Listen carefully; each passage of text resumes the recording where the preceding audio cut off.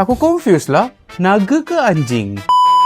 So, kalau korang ingin tahu perbezaan antara kedua-dua SYM ni, sila tengok video ni sampai habis. Okay, SYM Naga 155. Ciptaan dia adalah untuk macam urban, masa kita cakap jalan raya kan, macam nampak lincah, sleek.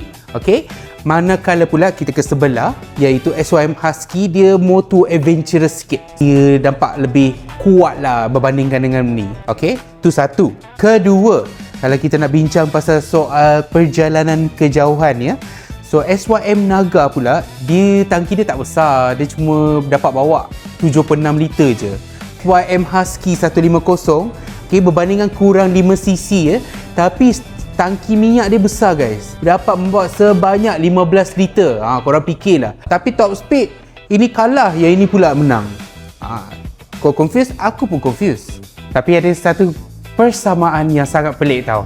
Kita cakap dulu pasal dia punya ABS dengan TCS. Dua belah ada ABS dengan TCS guys. Lepas tu, dia, ya Allah, macam dua-dua style dia macam basikal. Aku rasa macam tak cukup build ke, atau ini ke motif diorang nak angkat diorang punya model lah, SYM ni.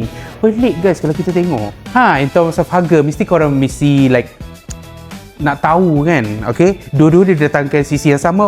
SYM Naga 155 ni harga dia di bawah 10,000, manakala pula SYM Husky 150 ni di bawah 15,000. Okay, taklah sampai 15k macam tu lah. Dia macam PC 11 ke bawah macam tu. Okay, mampu milik guys motor dua ni. Tapi korang fikir yang mana satu? Nak design macam ular, aka naga, ataupun nak anjing? Okay, kalau saya pilih anjing. Kerana why anjing? Tangki dia besar, 15 liter cukup untuk melawan 7.3 liter guys. Okay, kalau korang berminat any model yang ni, boleh contact saya. Dan kami terletak di Bandar Baru Bayi, Seksyen 8. Okay, ciao.